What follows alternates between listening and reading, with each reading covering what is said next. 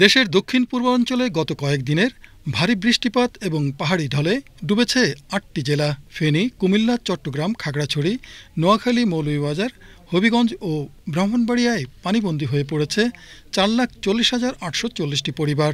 আকস্মিক বন্যায় ৮ জেলার ৩৫৭টি ইউনিয়নে ক্ষতিগ্রস্ত মানুষের সংখ্যা এখন ২৯,০৪,৯৬৪ জন। এমন বাস্তবতায় বৃহস্পতিবার সচিবালয়ে দুর্যোগ ব্যবস্থাপনা ও ত্রাণ মন্ত্রণালয়ে চলমান বন্যা পরিস্থিতি নিয়ে সংবাদ সম্মেলনে অন্তর্বর্তী সরকারের দুর্যোগ ব্যবস্থাপনা ও ত্রাণ উপদেষ্টা ফারুক-ই আজম জানান, ইতোমধ্যে বন্যা দুর্গত এলাকায় নগদ অর্থ ছাড়াও শুকনো খাবার এবং চাল বরাদ্দ দেওয়া হয়েছে। এখানে ত্রাণ এবং কাইন্ড এবং ক্যাশ সকল বিষয়ে সর্বাত্মক প্রস্তুতি আছে। উপদ্রুত অঞ্চলে মানুষের সাধ্যে যতটুকু সম্ভব আমরা সকল এফর্ট এখানে নিয়োজিত করেছি।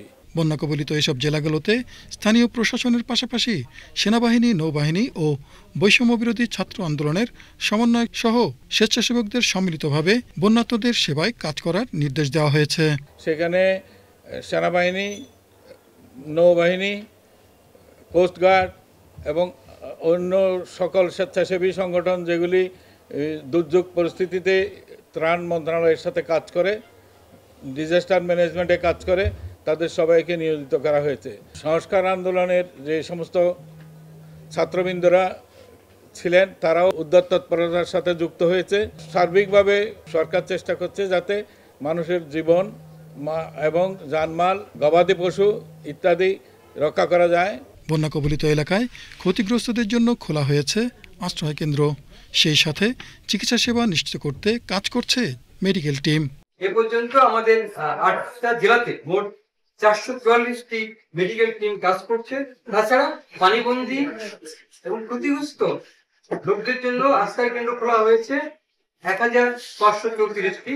এছাড়া বিশেষ করে উপকৃত এলাকায় সেনাবাহিনী এবং নৌবাহিনী উদ্ধার কাজে নিয়োজিত রয়েছেন।